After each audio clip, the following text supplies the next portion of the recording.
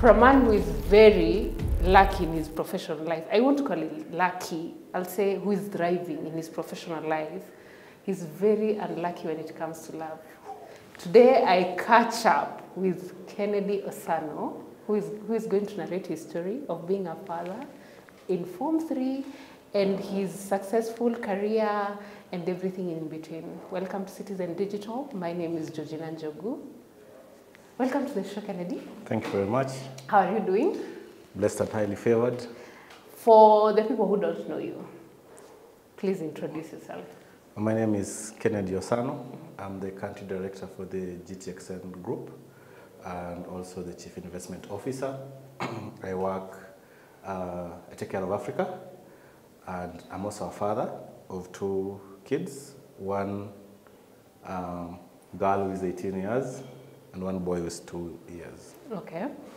Your story starts from Nyakach, if I'm not wrong. Yes. Let's start from Nyakach. So I'm born and raised up in Kisumu County in a small subdivision called Nyakach, Lower Nyakach to be specific. Okay. Born some years just before 1990, and I'm a last born in a family of 5. Mom and dad died when I was a little bit younger. I've basically been raised up by my siblings, who by the time mom and dad were dying were more shy of teenage age. I went to school in Nyakach. I grew up in Nyakach. I came to Nairobi in 2006. After mom's death, I was raised by my maternal grandmom, who, by the time mom was dying, mom asked her to take care of me, and she did. She took me to school, and till her death in 2008, she was my guardian. Okay. In 2006, a different part of your life started. Yeah. Please tell us about that part. Yeah. One thing about being an orphan, even if you have people around you, is that you live like a wild dog. Yes. And wild dogs don't have homes, and wild dogs don't have owners.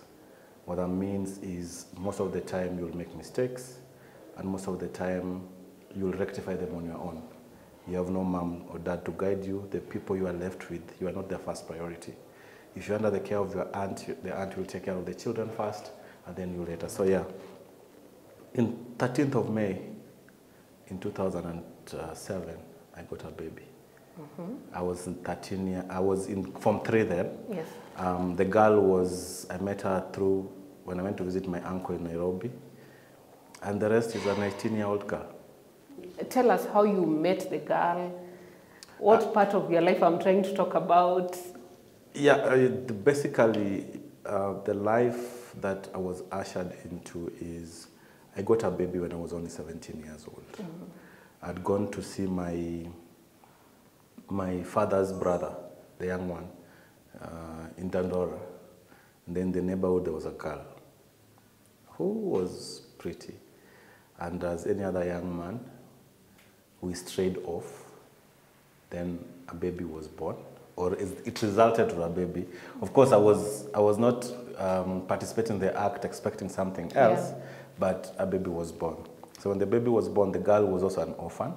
So she was in Form 4 when I was in Form 3 then. What I didn't know by that time is that I was actually getting myself into parenthood. Mm. Remember, I was barely 17 years old. In my family, I'm the youngest, and none of my brothers had kids. Yeah. And I give it to those 2 gentlemen, they sacrificed a lot to take me to school. But what happened is that not only did I come back with not so good results, but I came back with a child as well. How was it? How did your brothers and your sisters react? My sisters, like my elder sister, has always been a mother figure. Mm-hmm. So nurturing, so caring. Her, she didn't have a problem. But now my brothers felt as if I betrayed them. Mm-hmm. Like I didn't see the sacrifices they made to take me to school, because even them, they were just in a position to just barely fend for themselves. But now here I am coming back from school, not performing so well, and also coming with a child. So initially the reaction was not as receptive, or they didn't receive it well as I expected, because I was young, that's one. I was a child with a child. Yeah. And the girl whom we got a child with was also an orphan, right? And according to my brothers as well, I had also destroyed her future as well. I remember when the girl was born on 13th of May, all of us decided to go, just a day before she was born. It's like when the girl texted me, the mom texted me that I'm going to labor. I was in school in Naivasha. The girl was born in Nairobi. The mom used to live in Dandora. And me and a few friends of mine, I think 2 girls, because I was in mixed school, 2 girls and 3 boys, we sneaked out of school to go and receive the girl. And I was excited without knowing the responsibility that awaited me. Till now, the mom starts texting and saying, we need this, and we need this, and we need this. And even me, I was still asking for money from my brothers. I was still asking for school fees. Yes. I was still asking for even guidance on fare to go to school. So, and initially I didn't know what I got myself into, but reality checked in a few months later, and I could not do anything apart from just promising myself to work hard. The motivation that came from getting a child at that age is that I had to do everything to make sure that the child has not gone through what we went through as children. And now from there, you finish high school? Yes. And there's a point in life where you become a messenger. Yeah. At a certain bank and a cleaner. Yeah. Tell us about that part. So, actually, the letter of offer was not a messenger. It was administrative assistant. What that means, if you Google administrative assistant, is a big role. It's like you'll be the executive assistant to the CEO. But now, at this level, at the branch level, you'll be assisting the branch manager. So when I got the letter to be an administrative assistant with Diamond Trust Bank, I thought it was a good role. Yes. But the motivation of getting that job was because of a girl. So not your daughter? Not my daughter yet. Yeah. My daughter, by that time, the mother had gotten married. And now by that time I was dating another girl from Karen who came from a fairly rich family. And how did you meet her? Long story. So remember, long time ago there was a TV show called The Beat. Yes. Now, when we were younger, we used to send shout-outs. Then they used to run them down the screen, right? So the girl put her number there. I picked the number, called the girl, we started chatting. By that time, there was no WhatsApp. There was something called To Go. So we used to chat in To Go and something, I think it was called MySpace, if I'm not wrong. Yeah, and then we became fond of each other, used to go to church together, then we started dating.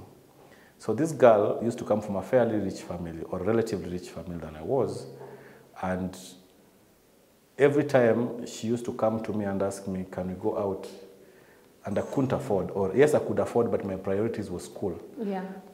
Because also, I was in campus at UN, and my brothers were still paying my school fees. So I didn't want to stress them again, asking for money to go out.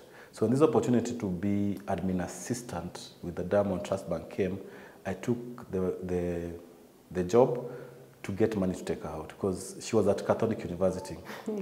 So they used to go to clubs in Westlands and by that time Langata Road and stuff, and I couldn't afford it at all. It was not even possible for me to go to my brother and say, give me 2,000 and take my girlfriend out. It would be insulting, because first of all, these guys have sacrificed so much to take me to school. I didn't perform well. Instead of getting an A, I came back with a B-, and a kid. And once in a while, I will try to con them for money to send to the mother of the kid, yes, to buy a few things that were missing. So when this opportunity came, I took it. Now I got my letter of offer on the 28th of December, 2008. And administrative assistant. Yes. And I called my boys and said, no, you know, I'm a banker now. And everybody were happy, so I reported on the 5th of January. I met my boss then, was the branch manager, Marion Wanjiku, Karaoke. I'll tell you the story of Marion. Yes. Then Marion asked me, so I met Marion in the lift, actually, when we were going up, but I didn't know who she was. So when I was getting into the lift, she got into the lift. So I was carrying my folder, because I was still going to school in the evening, in campus. So I went, reported, and as I was walking in, Marion asked me, who are you looking for? I said, I'm from head office, and I've been sent to be administrative assistant. Then she was like, oh, you're a new cleaner. I was like, what? Cleaner? I thought this is administrative assistant. So anyway, Marion did the orientation, gave me a mop, gave me a wiper, gave me that spray that you used to clean desk. Yes. Then took me to the kitchen and said, now you'll be making for us tea in the morning when you come. So she gave me actually what I'm supposed to do. In the morning you come, you clean the banking floor, you wipe our desk, then you make tea. After making tea, then now you have to be sent to head office to bring letters or to take correspondence from other branches. I was a bit shocked. And my worry was not, I was a cleaner. My worry was, what if my girlfriend or her friends would find me cleaning the bank? And remember, in a bank, you have to be in a suit. So, and I didn't have suits. I was a young boy. I was 19 years. What would I do? I borrow my brother's clothes. I'm the shortest in the family. I take over from my mom. I look more like my mom than the other family members. And so I'm in this baggy trouser, and a tie, and coat that is actually, I'm inside them. Yeah. But I need to fit in. So Marion looked at me and said, I remember Marion's word, we are atawezana na hii kazi. But again, she told me something again, money has no honor. Yeah. It doesn't matter where you get it from, and don't think that you'll do it forever, but this is what you have. So I took the job as a cleaner in a bank. The first day, when I was making tea, I forgot about the tea in the kitchen.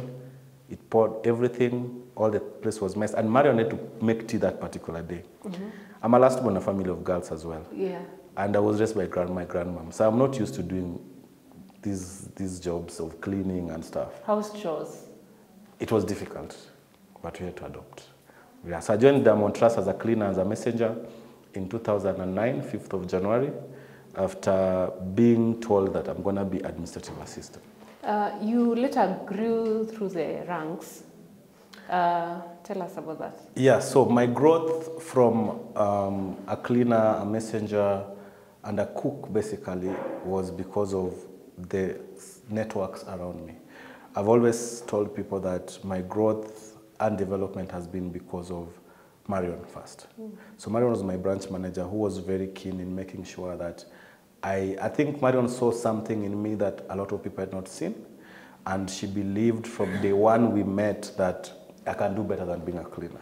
She had nothing wrong with me cleaning, but she thought I could serve the bank in a better position than being a cleaner. So I did cleaning for a few months, but as I was doing cleaning, Marion was very particular that I have to train on what other people were doing. It was a relatively new branch. Yeah. Actually, it was the newest branch at that time. So it didn't have so much traffic as we're starting. So they had a teller, a front officer and a branch manager. The front officer was called Caroline Noselli. Now what happened is, after cleaning and coming from head office probably by 12, I'll sit with the teller. Now the problem with the teller is the teller was a born-again Christian. I was not anything that he was or he stood for. I was young, wild, with money. I had a ringtone. By that time I had a techno. I don't know if you guys remember those techno which had radios, which had TV. Yes. My ringtone then was I've Got Money by Lil Wayne and T-Pain. And that guy didn't like that song at all. And something that used to irritate Charles was that I used to forget that phone. So sometimes he's ringing from the teller's cubicle and I'm in the kitchen. And he's making noise. So he thought I'm a person of the world. Yeah. So he was not very keen in training me. But again, Marion told me I have no choice. I have to keep up with him till I learn what he does. So, but remember, when I was being trained, the head office didn't know I was being trained. This is a local arrangement from the branch. Yeah. So I trained about being, it's easy being a teller, it's deposit cash, the things that within 2 weeks I could. Then one day, on a Monday, after I think a year or two of training, Charles sent a message that he's not able to come to work. And then now Marion had to ask for a reliever to come and sit in for Charles because it was a short notice. The branch opens at 9, Marion gets a notice at around 8:30. And so what is happening? Either Marion or Carol has to sit in for Charles or me. I knew I could be a teller very easily. Yes. But the head office didn't know that I'm qualified, one, or have the capability to be the teller. So what does Marion do? Marion now asks for credential for her to be created as a teller. But who's going to work today? You. It's me. We did, it was a busy day. I think it was around end month. It was a busy day. At the end of the day, we had a shortage of 800,000. 800K. 800,000. And Marion was expectant then. The smell of money was, she didn't like the smell of money. Yeah. And after working from 9 to 5, and we are trying to balance, at the night we realized that I have 800,000. So I had to sit down with an expectant boss at 9 p.m. to look for a shortage of 800,000. It was not pleasant. But I also felt like I've let Marion down because she had so much faith in me. And I thought I could do this, and now I have a shortage of 800,000. We did this the whole night up to around 11. We could not find where the money is. Then when I was going home, I remembered somebody gave me money, but I posted as a withdrawal instead of a deposit. So it was a double entry. So instead of 400,000, I posted as a withdrawal instead of deposit. Yes. So we realized that it was that. Then I called Mario and said, Ken, you're calling me at 11 p.m. But I could not sleep, thinking maybe somebody went with the money. So the following day we rectified. Charles did come back again on Tuesday. And I continued being a teller for a week with Marion's credential. Yeah. But I got better at it. The second day we didn't have a shortage. In fact, we closed at 5:05. I was balanced. And then from teller, Charles eventually resigned. And did he go to preaching? He was a pastor.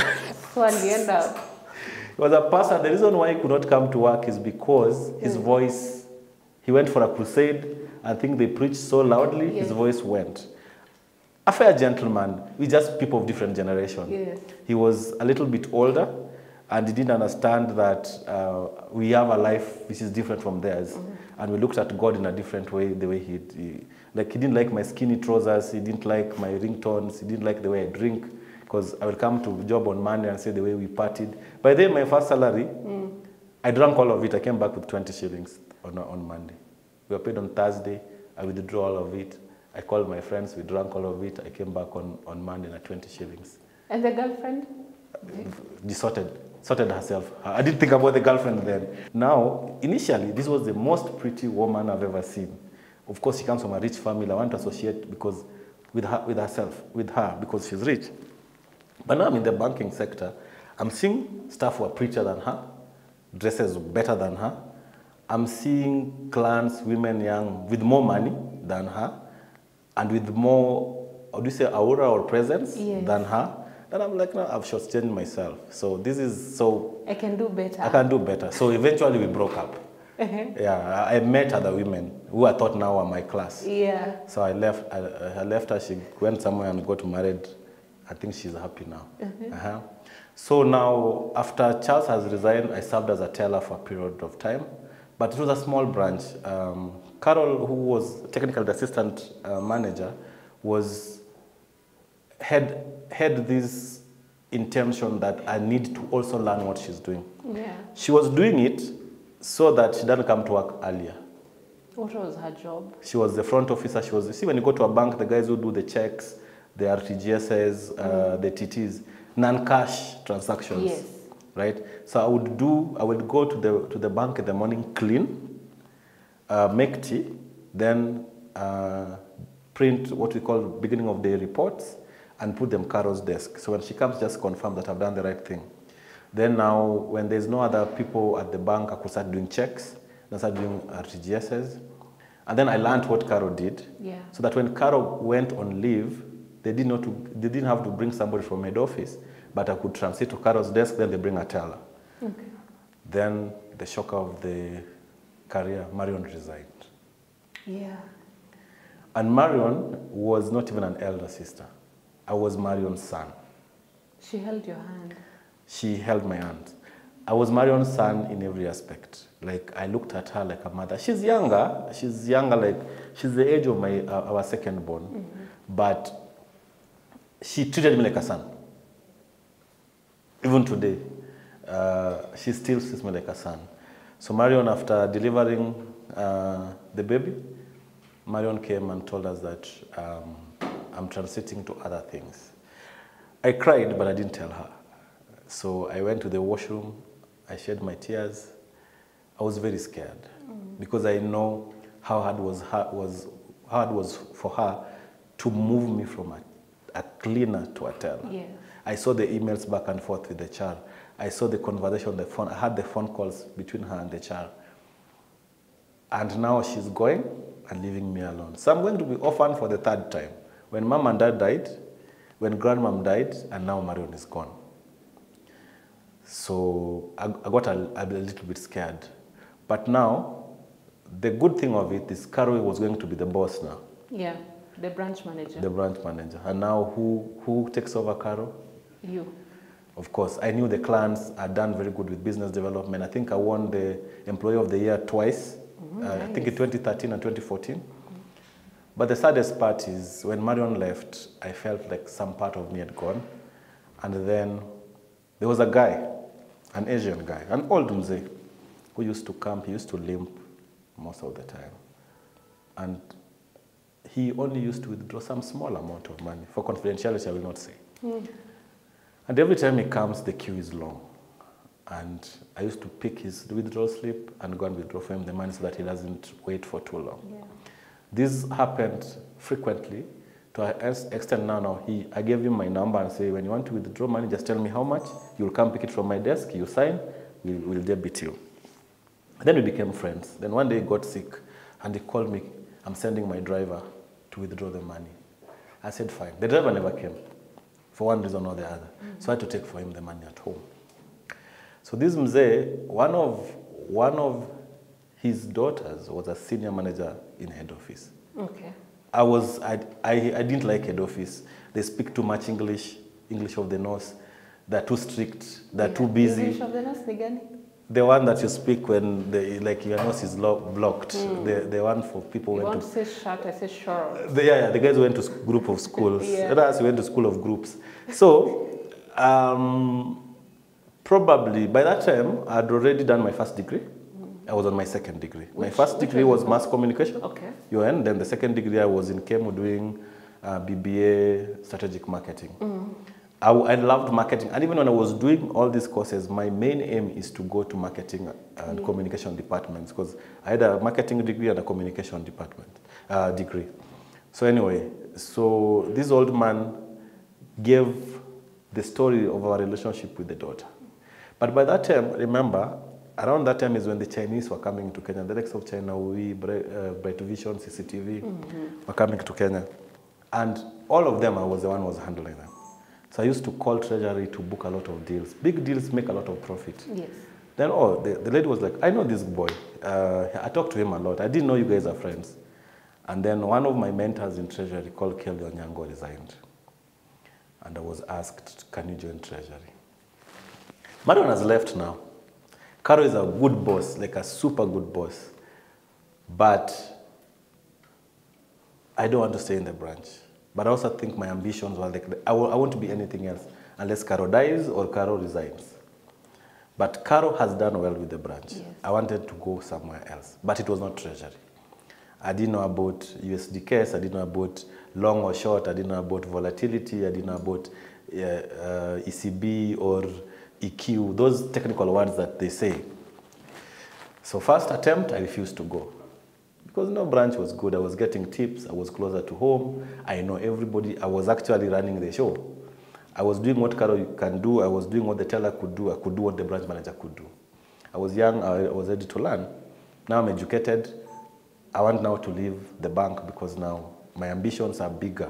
I want to be head of communication and marketing. Yeah. Because you have done mass communication. Yes, and I think I was a good communicator then, not now. But I realized the people of TV didn't like my nose, so let me stick to bank.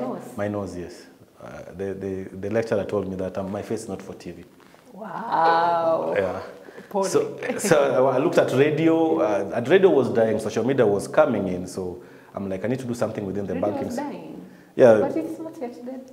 That's what I thought, maybe. Okay. Yeah, that's what I thought. And you see, people will tell you, even in school, why doing mass communication while social media is here?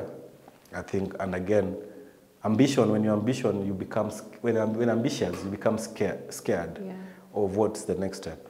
Then second attempt, HR calls me and says, we are moving you to treasury. I refuse. So instead of going back to the branch, I moved to head of branches. He was called Joe Maya. I tell Joe, I'm your best staff at Prestige. I'm not leaving. I just like, you're not leaving. Who told you you're leaving? I'm like, the head of treasury has called me and told me that I'm supposed to go to treasury. Me, I don't know about treasury. And then the letter came and say, it was on a Friday. No, actually on a Saturday. Yeah. So the letters were being sent by mailbag. Now I'm a front officer. I'm not a teller. I'm a front officer where Carol was now. Yes. So the admin assistant who was brought in has gotten all the letters. And this letter is not addressed to me. It's addressed to the branch manager. Carol. Yes. I'm given the letter. Carol says, Lanaya, mostly she used to call me Lanaya, tuko na bash. I'm like, have I gotten a promotion? And yes, I'm getting to head office. And I'm supposed to report on a Monday. The next Monday? The next Monday, it's Saturday. I live along Gong Road at Ayani Estate. Head office has moved from Nation Center to Mombasa Road. So it means, and they've added me some 25,000 more than what I'm earning. Yes. But I'm going to miss the tips I'm getting at the branch. Because they're more than the 25,000. It is more than, because per day I could miss 2,000. When I serve you nicely, and that time was when the 2013 elections were coming in. Yeah, so there's a lot of money flowing in, yeah? When I serve you nicely, I won't miss 7,000 per day. Yeah. Now I'm going to treasury that I don't like and I've not studied for. And they're forcing me to go by Monday. So I have to adjust my finances and miss my people. You know, at the branch, I'd met the people I saw on TV, the likes of Ken Mijungu, the likes of Penina Karibe, the people I wanted to be when I grew up. Yes. Akina Mwahiga, Akina Joyce, these are people when I was growing up, I wanted to be like them. But now, I can't serve them anymore, I have to go to Treasury. And Treasury is closed, it's for a closed community. So I arrived at Treasury on 14th of October, 2013. Chaos. They are cursing, they're making noise, they're talking English of the nose.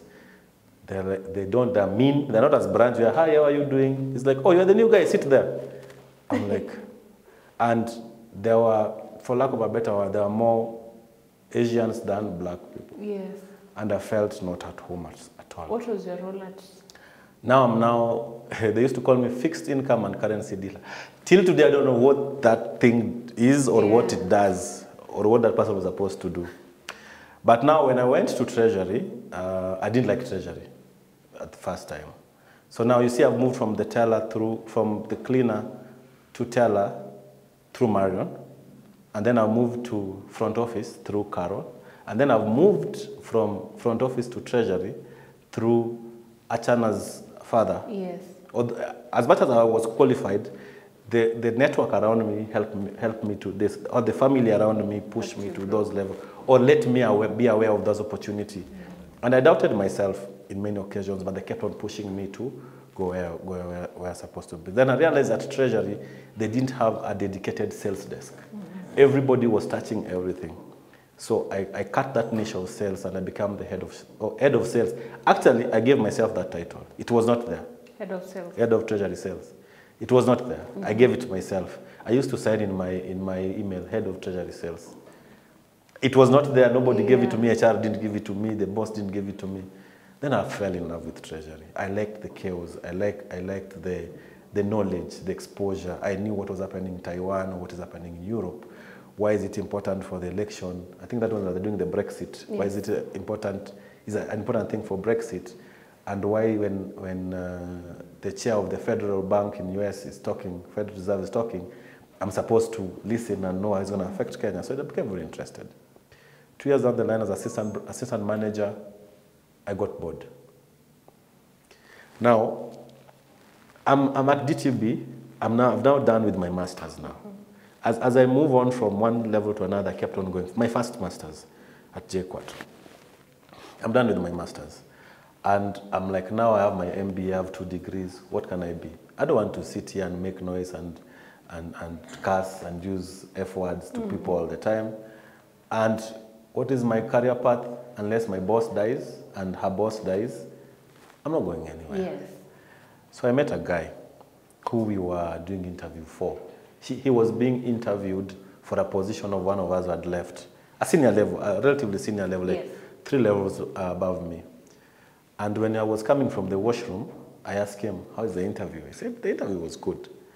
But I told him, give me your number, I will call you, I will go investigate if they're taking you or not. Unfortunately, they never took him. So I told him, hey, bro, I don't think these guys are going to take you for now.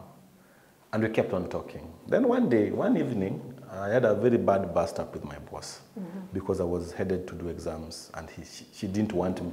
The girl who took me to Treasury. Yes. Now, I've become, how do you say in Kiswahili? Mwenyeji. In a way that I can follow my own path. I don't want to listen to her anymore. Yeah. And I'm tired of the Mombasa Road traffic. I'm tired of coming to Treasury all the time. I want something better. This is not what I want now. So he called me and I was like, hey bro, I am tired of this place, man. I'm looking for something else. He told me, fine. There's a position at our bank. He was at ABC Bank. His name is John Mwika Muli. You want to try? So I went for the interview. Now, I didn't use, I hated ties and suits for what they represented.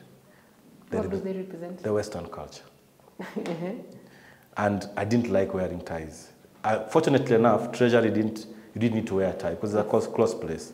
But now outside Treasury, you had to wear ties. So I went for that interview in a t-shirt, and a khaki trouser, and loafers. At ABC Bank, I think they have an office around Westland somewhere. Yeah. Now, the boss is an old man who wears ties even on a Friday. And that guy looked at me and asked me, are you the one serving us tea? Or you're the one coming for the interview? Yeah. I said, I'm the one coming for the interview. And I was pretty sure of what I was going to offer to them. Fortunately enough, I got the job. But the guy said he didn't like my personality, so I was not given the job. So Muli called me again and said, bro, you got the job, but this guy can't work with you. You're gonna clash. Your personalities are totally different. He represents another generation, you present another generation. And unfortunately, he's the boss, and even if you take the job, you won't work with him. Fine, that one went. Fortunately, unfortunately enough, I never left DTB that year. Then Muli was now to get a job at Credit Bank. By the way, I had done interview at Eco Bank, Jamibora Bank then, who is now the Kingdom Bank, and ABC Bank. So I had three offers. One added me 30,000 from what I was getting, another one added me 50, another one added me 27,000. Yes. But I took the one who gave me the less money. The 27? Yeah. Why? To him, that much is given, much is expected. So if you add me less money, you don't expect me to do. Because I grew up in DTB. I'd never worked anywhere else apart from DTB. Yes. So I'm stepping out for the first time. I don't know what I'm going to expect. Then I joined Jamibora Bank. DTB, by 7, I was at work. I've done the reports. I'm waiting for the market to open. Once market opens at 9, it was chaos. Sometimes you forget to eat. Now I report to, they had an office along Koinange Street, you know where Waititu bought the building? Next to City Market. Okay, yeah. So I report at 7. The door to the head office has not been opened at 7. So my boss came at 9 and tells me, let's go for a drink. Let's go. I want to go take a smoke at Jivanji. I was like, where did That's 9 a.m. At 9 a.m., markets have opened. Yeah. Guys are asking for quotes, but we're going for a smoke. And I'm like, what did I just get myself into? And I called Muli, I was like, bro, I got another job, but I think it's the wrong place. So I did only 28 days in Jamibora. And at this point, your career is growing. I'm growing. Where is Mel? Mel is with me. Oh, I forgot that. I took Mel when I got a job. At GTB? Yes, I took her. The mom was fine. The mom was like, yo, this is your child. You can offer a better life than I can. I'm a married woman and she's a girl. I know you won't be comfortable with her being around another man. Please have your baby. Most men don't go for full custody, especially of a baby girl. How did you come to that? In my family, as I told you earlier, I'm a product of my brothers, basically. Or I'm a product of our family values. Where we come from, we don't leave our children, whether it's a girl or a boy. Even if you don't take the full custody,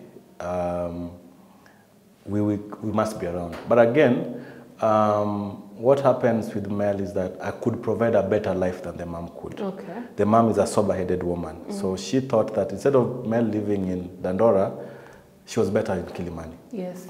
And the environment, and I think what we are trying so much is breaking the barrier of teenage pregnancy. And I offered a better guidance than the mom. How was it being a dad and you're raising the corporate ladder, you're rising, you're a dad, Leave you're alone a the single corporate. dad. You started touching money and power. Yeah. You're a young person. You are a big shot in the industry. Yes. And you have a small baby at home. How old? You spent, Mel was, I think 4 or 7. I'm not very sure. I can confirm that. You spend 90% of your time drunk or around ladies. But you can't go with them home. I can't go home drunk. You never took any home? I did, but again, but also during that time that Mel was transiting from the mom to my place, I was engaged. Okay. Yeah, So I met a girl that I loved then, and we were looking to get married, and that I think also stabilized Mel's transition because there was a constant female figure in the house who was a super good woman and was also good with her, and they loved each other. And so that also helped the transition. But it was difficult because now Mel is moving from a toddler to a baby now. She's just about to get her periods. She's about to see the changes in the body. And there's nobody else going to tell her this except me. And you can't delegate parenthood to somebody else, not even your spouse or fiance. Yes. You have to do it. Remember, this is not her child. This is your child. So there are things that only a father or a mother could do. And now I have to step out twice. And I was also very uncomfortable with her going to Dandora because having been there and seeing her mom getting pregnant at that age, I didn't want to expose her to that environment again. So the mom stepped back. For so many years, the mom was stepping back. They could speak on phone or meet for a few days, but she was always with me. So I had to sit down Mel and tell her there are periods, there are boys, there are protected sex, there is this and there's that. And as much as uncomfortable that conversation was, it was worth it. Yeah. And you talked about a fiance. At that point, you were engaged. Are you married to the fiance? I was left a few days to the wedding. Oh no. What happened, if I may ask? A lot happened, but I think also there's something that people forget, especially when you grow up without a parent or without a father. Especially without a father, that takes you back into line. Mothers always nurture you and want you to be the best, but fathers will knock you out and tell you have to behave like this.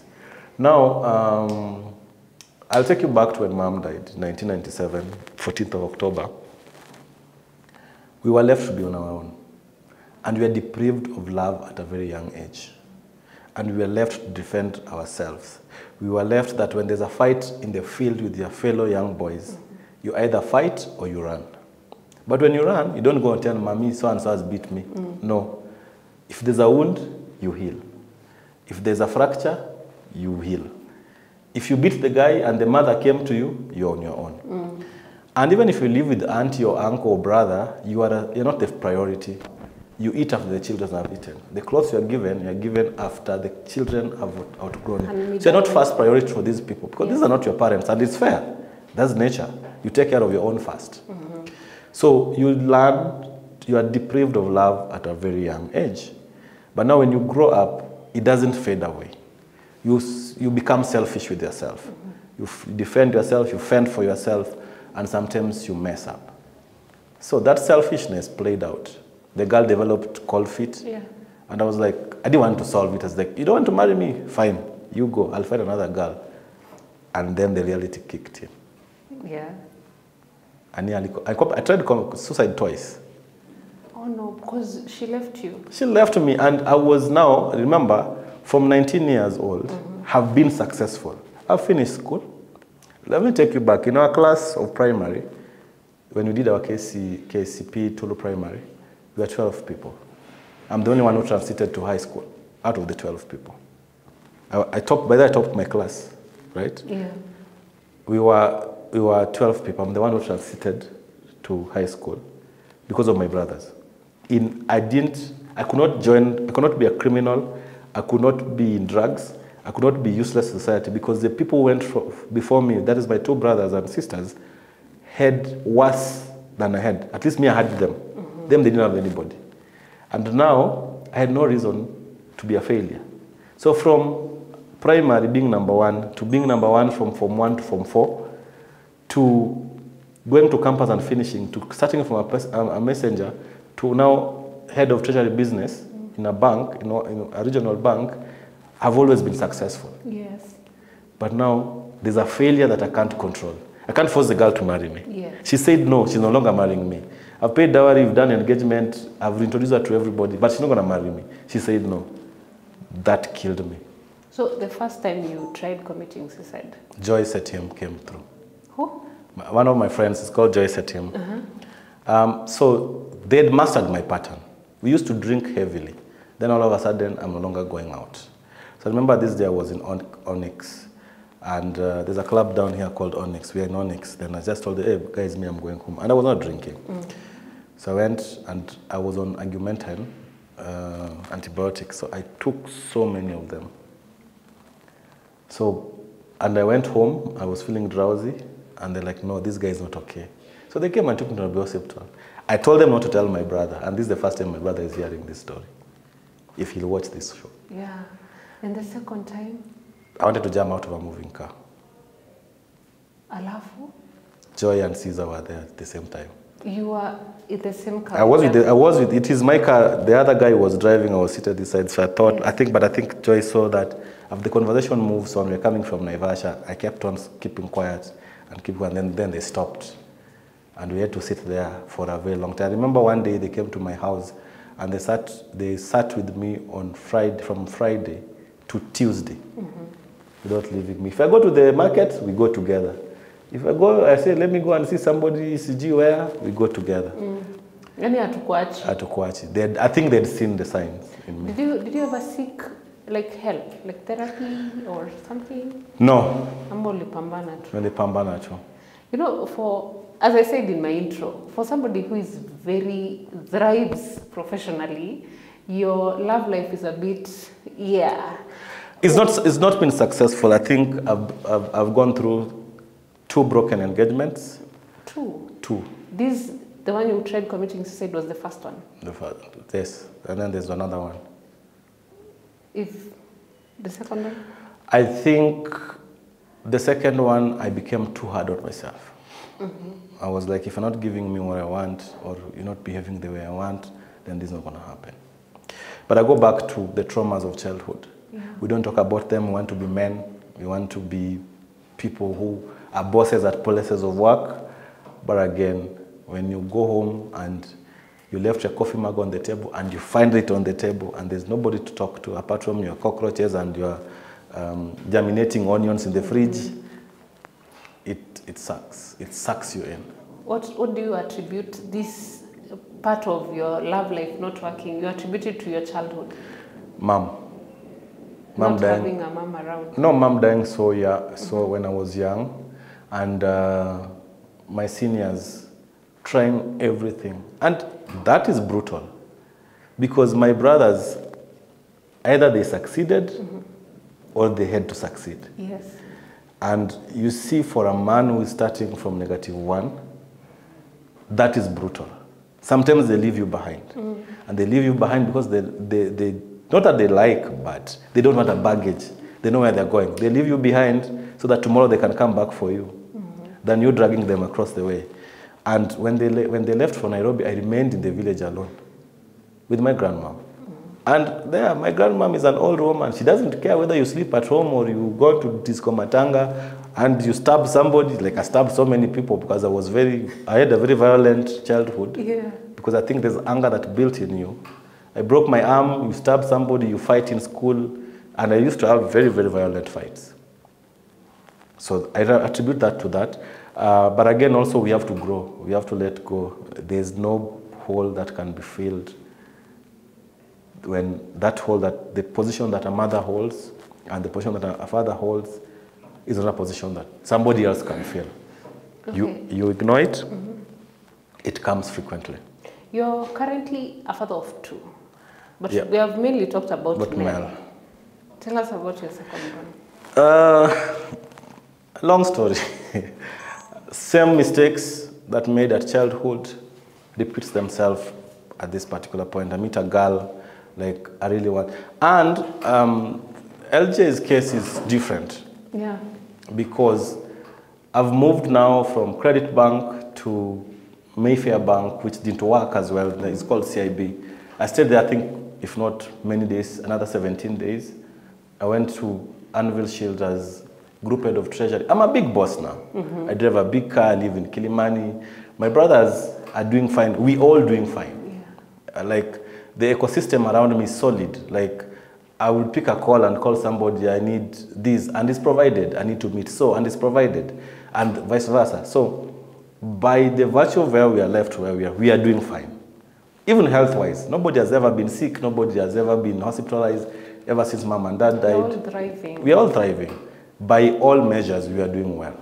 I'm a big boss, I call shots, I'm a big boss in a big company, I'm a group head of treasury. Like, I don't know if you know what group head of treasury means. Leave alone the head, just the group itself. Yeah. Yeah. I went to school of groups, but now I'm a group head of treasury. Like, I take care of 7 companies, right?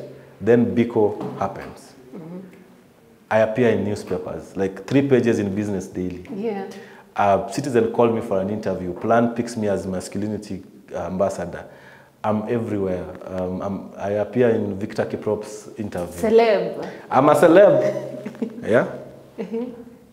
By all standards, according to me, I've lived every dream that I had.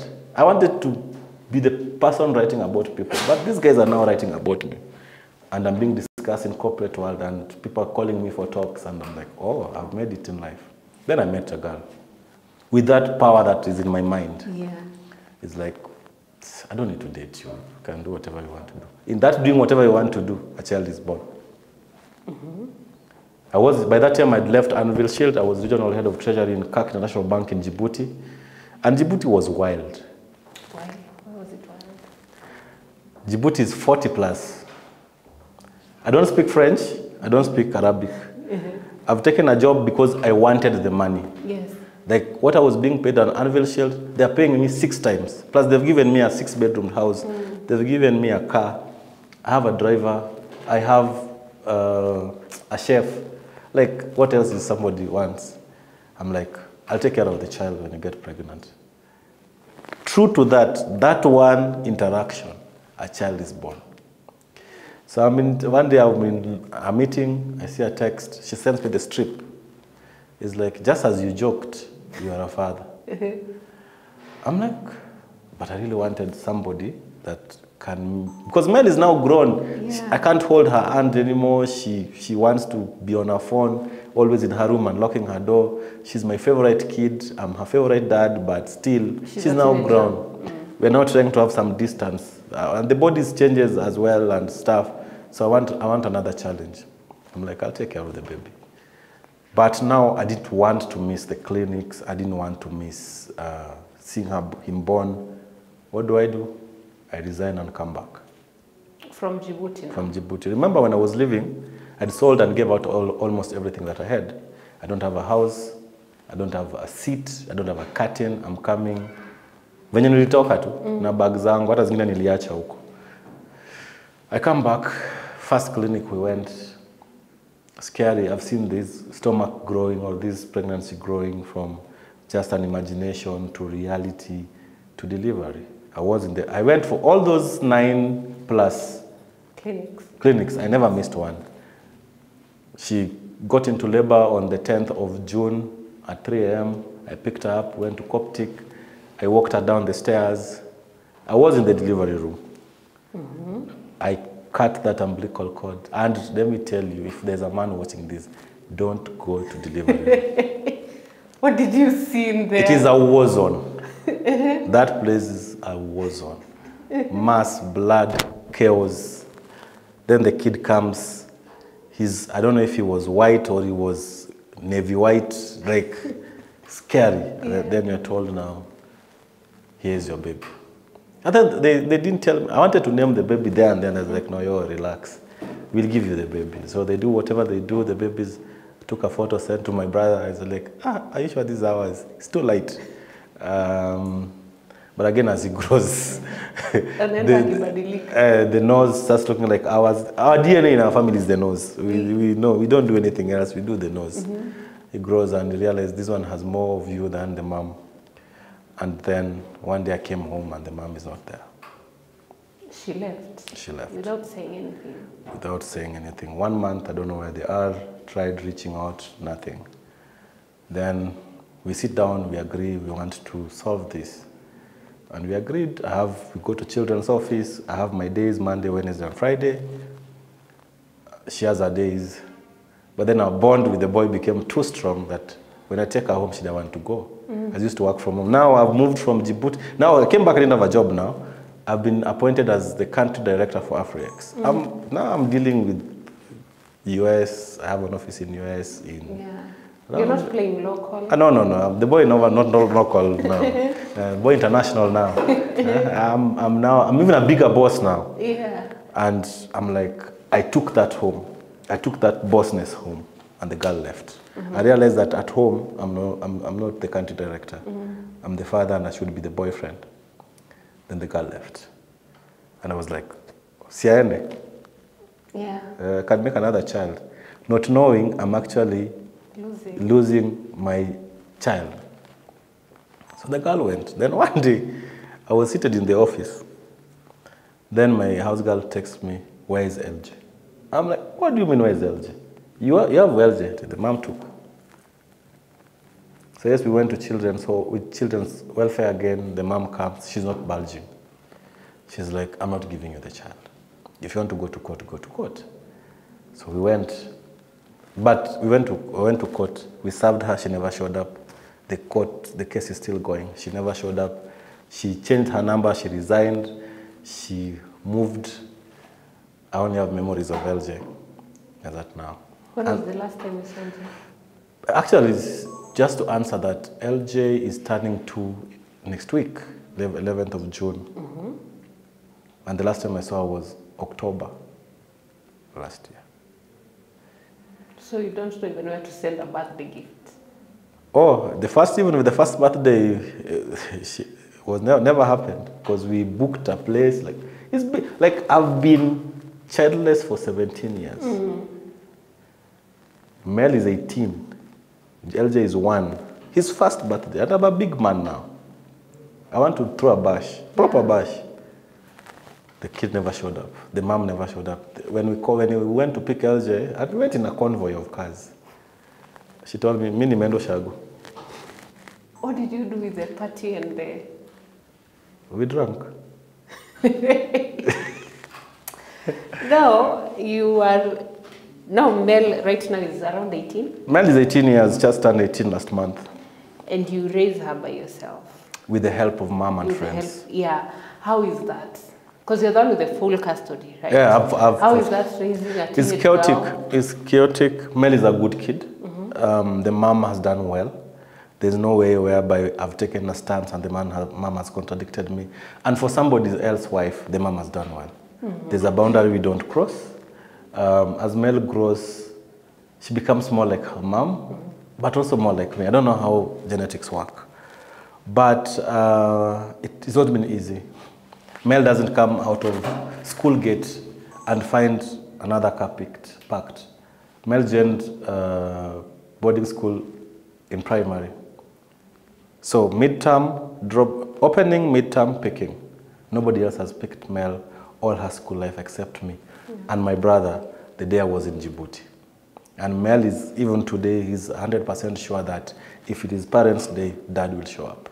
So when you're raising a child where the other parent is not there, you don't make them miss the other parent. You be there without being overbearing and without crossing the line, making sure that she's disciplined and she has values that even when you don't exist, she's going to live with somebody peacefully. Yeah. So it's not been easy because you can't bring women home, you know that. She might not like those women, because there's a girl I used to date, Mel didn't like. She told me that this girlfriend of yours, I think she's fake. And she'll tell you about, you know, it's Gen Z Ultra, they tell you is gatekeeping, those terms they use. Yes. She's giving CG, she told me, this girl is giving one of my exes. So, like, and one point she woke up and told another girl, you won't talk to my dad like that. So it's not easier. Then I remember, she's a grown woman right now. So she'll tell you the things she doesn't like. She'll tell you there's a competition between her and the other girl. So if you bought your girlfriend shoes on her birthday, please buy Mel better. Because then they're going to have a problem. Yeah. Yeah, so it's not been easy, but we've done it. The next year, I'm handing her over to the government. What happens when you need to have the hard conversations? About love, sex? We do. We have periods, like Mel sent me for pads. Dad, are you coming home? I'm having my periods. Please pass by the supermarket, get me pads. Gladly. Who else she's supposed to? Should I have a younger brother or sister? It is only me. Two, when you have to talk about sex with her, you have to talk about sex. Not only who to love and how to love, but also to be safe. Yes, they might be having sexual intercourse, you never know. But tell them to use protection. Because I don't want to be a grandfather at 35 years. If right now you were to do anything differently, from around Form 3 to 06, would you do anything differently in your life? I would have Mel again as my daughter. In Form 3? Yes, I would. Because without that, I won't be where I am. If I would do something differently, probably I would have Marion again as my boss. And I would have requested her to stay for a bit longer. But again, her going at least had made me be who I am as a country director taking care of Africa right now. The foundation she laid to me, the values she gave me, the belief she saw in me, I was not going to disappoint her. So if I was to do something differently, the only thing I would have done is I would let me being a corporate big shot in the corporate world and being a father at home and a husband or whoever I was supposed to be different. I would have done that differently. I would have not just let the girl go. The girl who got engaged first. Yeah. Because I believed that I acted childishly and foolishly by not fighting for her. I didn't know women are supposed to be fought for. You should. Now I do. I would have at least tried to fight. Yeah. And I would try to also limit my expectation on people. That I would at least know that people are raised by different mothers in different environments, and not everybody has to fit my bill. Yeah. Yeah, that's what I would have done differently. On the childhood issues of being a bit temperamental, be a little bit, I realized that I'm not the only one who's temperamental. There are guys also with bad temper. Yeah? There are guys also who lost parents at a young age. There are also people who don't care who you are or what you stand for. You either give them their way or they pass with you. So I think if I was to go back to 2017, I would have given some people away. Okay, and in your career, you're a young guy who is driving so much professionally. What advice would you give to other youths or other young people who are, maybe they feel they're struggling, just basically your advice? One thing I usually tell people is that not everybody's going to take the path I took. Mine was exceptional. Of course, there are other people who have seen a LinkedIn post of somebody who was a soldier, is now a country director somewhere, but those are outliners. So one thing I would advise you is that nobody owes you anything. and not all of us are supposed to be bosses. Some people are not meant to succeed, and some have to succeed. So don't compare yourself with somebody, then you miss the little happiness you have. You want to be, let's say, a manager, but this manager is not sleeping at home, has no wife, has no kids, is fighting court custody with the child. But you go home, you find your family. So I would always advise young people to find pleasure and love in the little they have. When it comes to now the corporate world is that, first of all, realize that nobody owes you nothing. Your boss doesn't owe you a promotion. When you want to get somewhere, always project the value or the solution you provide to the society. And 3, be consistent. Always respect your boss. Don't step in the wrong man's shoes. Yeah. The big man always moves the chess. So mine is to be consistent, respect authority, wait for your time, because it will come. Okay. Thank you so much. As I wind up, now this is very personal. Do you think you'll ever take a shot at love again? I would. Love is a beautiful thing. Even marrying? Yes, I would. But I'm scared though. Why? I'm scared of somebody using, I don't know if I'm a good father or I'm obsessed with my kids, but I've realized that people like this, the instance I just explained of somebody using my son as a weapon to punish me for what I did to her and not what I did to the child. So I'm like, what if the history repeats itself? And it does. So I would, one day, I usually say I hold my scars very proudly. I don't want to put a tattoo to my scars and my inefficiencies, but one day I would give a shot at love. I'd probably get married. I think it will be, guys will be surprised if they see I'm getting married. But I've gotten engaged twice, so it means I keep on trying. Okay, yeah, you don't give up. Yeah. Thank you so much for your time. Thank you very much for having me. It. Thank you. That is all for today. Thank you. Till next time.